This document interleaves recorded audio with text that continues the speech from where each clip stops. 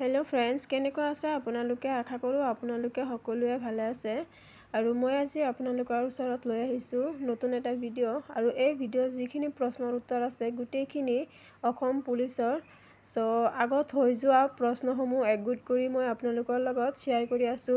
सो भिडिओটো skip नकৰি হেকলৈকে চাই থাকক।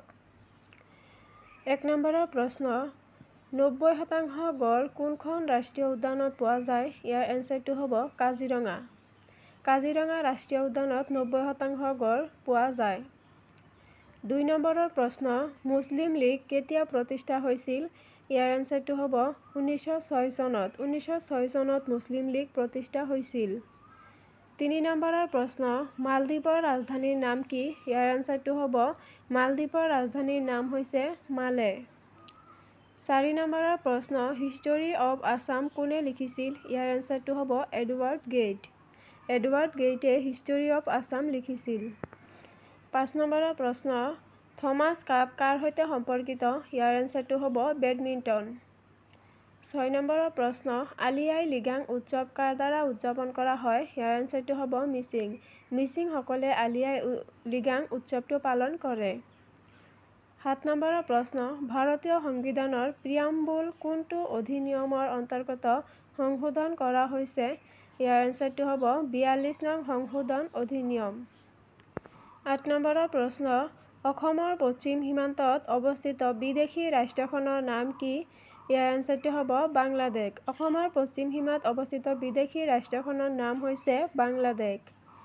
9 নম্বৰৰ প্ৰশ্ন কটন কলেজ কোন চনত স্থাপন কৰা হৈছিল? কটন কলেজ 1901 চনত স্থাপন কৰা হৈছিল। 10 নম্বৰৰ প্ৰশ্ন 2019 বৰ্ষত পদ্মশ্ৰী সন্মান কাক প্ৰদান কৰা হৈছিল? ইয়াৰ এনসাৰটো হ'ব উদ্ধৱ বৰালী। 2019 বৰ্ষত পদ্মশ্ৰী সন্মান উদ্ধৱ বৰালীক প্ৰদান কৰা হৈছিল। কেতিয়া স্পেলিং অলপ খেলিমেলি হ'ব পাৰে, আপোনালোকে চাই ল'ব স্পেলিংসমূহ। 11 নম্বৰৰ প্ৰশ্ন যদি বৃত্ত এটাৰ পৰিধি 50% কমাই দিয়া হয় তেন্তে বৃত্তটোৰ ক্ষেত্ৰফল কিমান কম হ'ব? ইয়াৰ এনসাৰটো হ'ব 75%। এইটো আপোনালোকে ঘৰত চাই ল'ব ভালদৰে, মেথছৰ হয়। 12 নম্বৰৰ প্ৰশ্ন লোকসভাত অনুসূচিত জাতি আৰু অনুসূচিত জনজাতিৰ বাবে সংৰক্ষিত মুঠ আসনৰ সংখ্যা কিমান? ইয়াৰ এনসাৰটো হ'ব 89 আৰু 50। 13 নম্বৰৰ প্ৰশ্ন স্কাৰ্ভিৰ অভাৱৰ ফলত হয়? ইয়াৰ এনসাৰটো হ'ব ভিটামিন চি। স্কাৰ্ভিৰ অভাৱৰ ফলত হয় ভিটামিন চি। আৰু এটা কথা মনত ৰাখিব গোটেইখিনি প্ৰশ্নৰ অপশ্যন দিয়া আছিল, মই অপশ্যন কেইটা লিখা নাই, মই মাত্ৰ এনসাৰখিনিহে আপোনালোকৰ লগত শ্বেয়াৰ কৰি আছোঁ যাতে সময় নষ্ট নহয়। সো ভিডিঅ'টো স্কিপ নকৰি শেষলৈকে চাই থাকক। 14 নম্বৰৰ প্ৰশ্ন এখন থানাৰ OC কি বেংকৰ হ'ব পাৰে? ইয়াৰ এনসাৰটো হ'ব উপ পৰিদৰ্শক অৰ্থাৎ SI। এখন থানাৰ OC উপ পৰিদৰ্শক SI বেংকৰ হ'ব পাৰে। 15 নম্বৰৰ প্ৰশ্ন হালধীয়া চৰায়ে বাওধান খায় গ্ৰন্থখনৰ লিখক কোন? ইয়াৰ এনসাৰটো হ'ব হোমেন বৰগোহাঁই। হোমেন বৰগোহাঁয়ে লিখিছিল হালধীয়া চৰায়ে বাওধান খায়। 16 নম্বৰৰ প্ৰশ্ন 1253 চনত আহোমসকলৰ ৰাজধানী কি আছিল? ইয়াৰ এনসাৰটো হ'ব চৰাইদেউ। 1253 চনত আহোমসকলৰ ৰাজধানী আছিল চৰাইদেউ। 17 নম্বৰৰ প্ৰশ্ন মীৰাবাই চানু কোনবিধ খেলৰ সৈতে জড়িত? ইয়াৰ এনসাৰটো হ'ব ভাৰোত্তোলন। মীৰাবাই চানু ভাৰোত্তোলন খেলৰ সৈতে জড়িত। 18 নম্বৰৰ প্ৰশ্ন পৃথিৱীৰ বৃহত্তম দেশ কোনখন? ইয়াৰ এনসাৰটো হ'ব ৰাছিয়া। ৰাছিয়া হৈছে পৃথিৱীৰ বৃহত্তম দেশ। 19 নম্বৰৰ প্ৰশ্ন তৰাইনৰ প্ৰথম যুদ্ধ কেতিয়া হৈছিল? ইয়াৰ এনসাৰটো হ'ব 1191 চনত। 1191 চনত তৰাইনৰ প্ৰথম যুদ্ধ হৈছিল। 20 নম্বৰৰ প্ৰশ্ন ভাৰতৰ প্ৰথম শিক্ষামন্ত্ৰী কোন? ইয়াৰ এনসাৰটো হ'ব মৌলানা আজাদ। মৌলানা আজাদ হ'ল ভাৰতৰ প্ৰথম শিক্ষামন্ত্ৰী। 21 নম্বৰৰ প্ৰশ্ন মনোপলি শব্দৰ সৈতে জড়িত পুঁজিবাদ। মনোপলি শব্দৰ সৈতে জড়িত পুঁজিবাদ। 22 নম্বৰৰ প্ৰশ্ন গোল্ডেন চিল্ক বুলি কোৱা হয়? ইয়াৰ এনসাৰটো হ'ব মুগাক। মুগাক গোল্ডেন চিল্ক বুলি কোৱা হয়।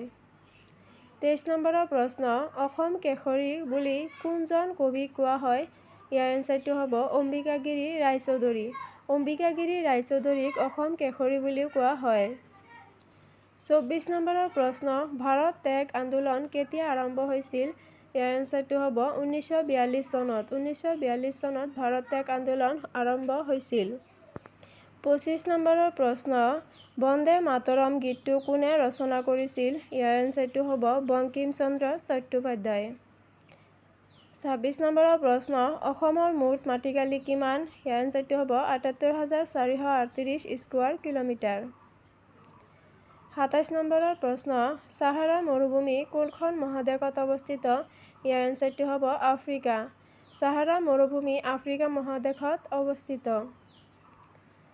28 নম্বৰৰ প্ৰশ্ন ৰাঞ্চ আৰু ৰুইন্স নামৰ কিতাপখন কোনে লিখিছিল ইয়াৰ এনচাৰটো হ'ব সুনীল গাভাস্কাৰে ৰাঞ্চ আৰু ৰুইন্স নামৰ কিতাপখন লিখিছিল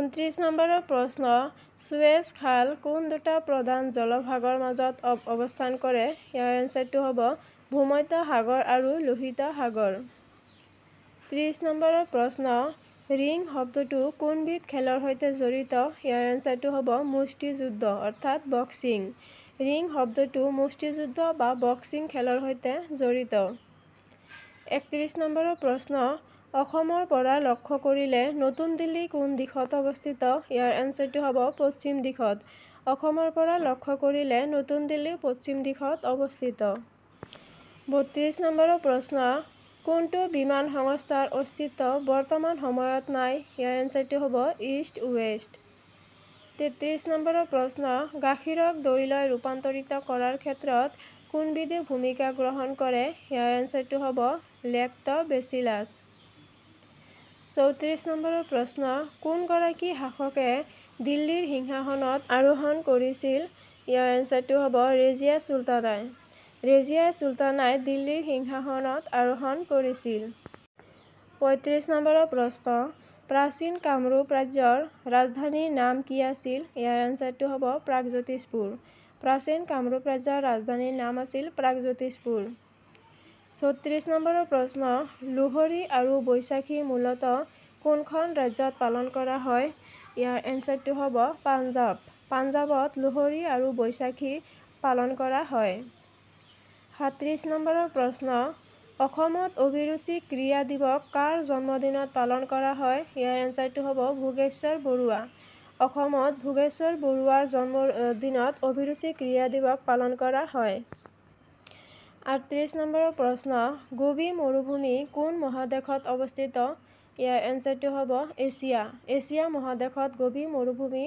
অৱস্থিত 39 নম্বৰৰ প্ৰশ্ন ভাৰতৰ ৰাষ্ট্ৰীয় গীতৰ প্ৰথম শাৰীটো হ'ল বন্দে মাতৰম 40 নম্বৰৰ প্ৰশ্ন কাবুল কোন দেশৰ ৰাজধানী ইয়াৰ এনচাৰটো হ'ব আফগানিস্তান কাবুল হৈছে আফগানিস্তানৰ ৰাজধানী সো ফ্ৰেণ্ডছ আজিৰ প্ৰশ্ন এইখিনি আছিল আৰু কেনেকুৱা পালে ভিডিঅ'টো কমেণ্ট কৰি জনাব আৰু এটা কথা মনত ৰাখিব যে ইয়াৰ পৰাই প্ৰশ্ন এনেকুৱা ধৰণৰ প্ৰশ্নসমূহে আহি থাকে সো আপোনালোকে কি কৰে যে যদি ৫,০০০টামান প্ৰশ্নৰ উত্তৰ চায় তেনেহ'লে কি হ'ব তাৰ পৰা ১০০টা কমন পৰিবই সো এতিয়া কথা হ'ল যে ৫,০০০টো প্ৰশ্নৰ উত্তৰ কেনেকৈ মুখস্থ কৰিম বা কেনেকৈ চাম সো আপোনালোকে এটা কাম কৰিব পাৰিব ভাল ইউটিউবাৰ যিটো আপোনালোকৰ ভাল লাগে তেনে ইউটিউবাৰৰ ভিডিঅ'সমূহ ডাউনলোড কৰি গোটেইখিনি এফালৰ পৰা চাই ল'ব ডেইলি সো যিকেই নহওক আজিৰ ভিডিঅ' ইয়াতে সামৰিলোঁ আৰু যিসকলে মোৰ চেনেলটো ছাবস্ক্ৰাইব কৰা নাই তেওঁলোকে ছাবস্ক্ৰাইব কৰি দিব